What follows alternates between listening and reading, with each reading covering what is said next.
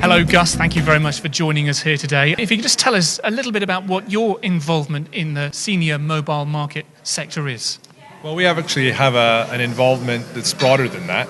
I designed my first mobile phone in 1991, and we do a lot of work. The business that I chair, the Alloy Experience-Led Design, does a huge amount of work in the what we call inclusive sector. So we specialize in designing mass market products that have the right usability for people who have been around long enough to have a little bit of sight degradation, hearing degradation, etc. So you'll notice I'm saying everything except saying I do mobiles for seniors, because nobody wants to be labeled a senior. I think the real issue in the mobile space is that actually a lot of this market has been created because the people that are playing the game at the moment are not addressing the usability issues. You know, people over 50 are not a minority. You know, they're the largest customer segment. They are well off, and they use mobile phones. They just want their mobile phones to work, and they don't necessarily want a smartphone. People don't object to technology. They object to not knowing what to do next. They object to the fear of actually not being able to turn a product back on because they don't know how or why it turned itself off. You know, it's a known fact about human behavior that a lot of our instincts are formed in our first 25 years. And one of the very interesting things about technology is how much it's changed over 10-year cycles. You know, I'm 51. I learned slide rules in high school. I had one of the world's first calculators, but I've been designing computers and mobile phones for 25 years. And in that time, I've seen a complete change in user instincts. But a lot of the people that we're trying to address here recognize a switch.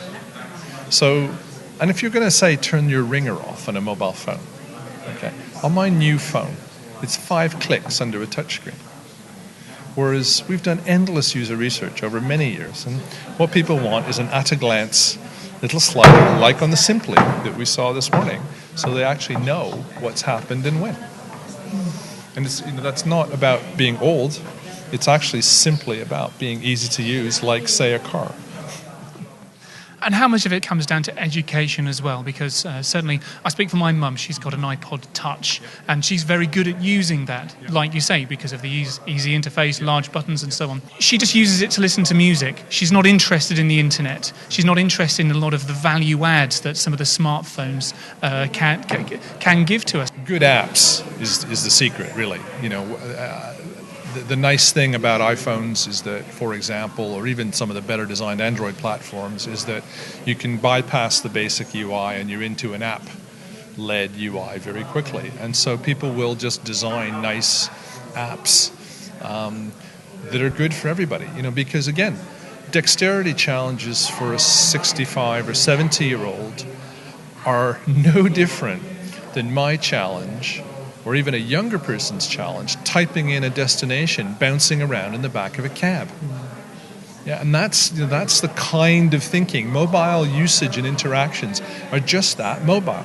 And in this whole smartphone quest, we're losing touch of the fact that the services that people want in their pocket are services that are useful on the go. You know, your mother, does she by any chance navigate the internet on a computer? Very rarely and under duress. Okay, because, you know, my 83-year-old mother has no problem at all with email, has no problem at all, loves the internet, goes browsing, looking for, end-of-line China pieces to replace the 60-year-old set or whatever she's got, And so, notwithstanding usability issues in that space, the fact is that for a lot of people, the internet is a big magazine. And so the iPad is fine. It's a certain size, that's fine. It's really, we do a lot of research. We're doing a lot of research in tablets at the moment. And, older people have no problem and love tablets because they can read them. They're of a certain size. It's very interesting. iBooks on an iPad, ebooks on an iPad is a really well-liked thing because in some ways they're easier to read than on a Kindle because the screen is backlit. and you can just stretch them, and it's easier to adjust the size of text. I'm sure you're aware of Amazon's forthcoming offering as well, which kind of plays into those exact points. Yeah, I mean, if you're looking at what's wrong with a Kindle now, it'll be fixed. Amazon's a very good example of a company doing what we call experience-led innovation. They're coming at this from the content and the user perspective. And so they are obsessed with understanding every finite detail of why customers have problem with the device, work that out through design, and then go and get it made, which is the model that we apply with a lot of our clients. It's when you have a vested interest or there are too many technical people thinking that a product roadmap is about chipsets. You know, the product roadmaps of the future are all about unmet consumer needs and attention to detail. You know, car makers are obsessed with, you know, the feel of a heater knob, you know, the ride and handling in extremis of a phone. And until the mobile industry catches up with that way of thinking, which is really what Apple do, but it's also what BMW do. It's what Spotify does. You know, it's not just Apple. It's lots of people. It's what Sainsbury's do. You know, retailers have that attention to detail and customer perspective. And the mobile industry really needs to wake up to the fact that it's not about a single big next trend.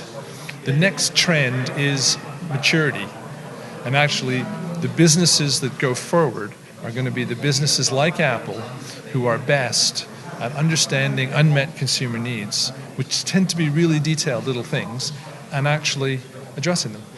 And that applies to seniors as much as everyone else. A final thought for you then. I have an 18-month-old daughter. She's better with my iPhone than I am. And I wonder if there's also a market for younger users when it comes to smartphones and touchscreens as well. Well, yeah, there is, absolutely. And, you know, what you'll find, actually, is that they're pretty good with mainstream products. Remember my point earlier about cognitive instincts being formed young in life?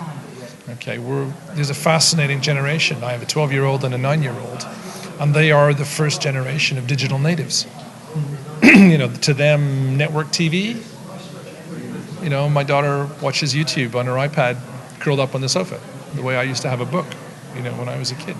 And so, again, you've got to be careful, because if you target something at kids, all right, who wants to be a kid? You know, my 12-year-old is 12 going on 16. My 9 is 9 going on 13. And so, frankly, you know, Apple are the best game in town at the moment, because they offer things that allow basic intuition and discovery to happen. And I think what more people need to understand is that that's a way of doing business. We're going to look back on this part of the early part of the 21st century, and we're going to talk about Appleism the way we talk about Fordism in mass production at the end of the last century. In other words, it's just simply unacceptable in this day and age not to design products that are that sophisticated or to run your business without that kind of customer focus. And that applies to kids just as much as older people. That's the reality, really. Gus, thank you very much indeed. You're welcome.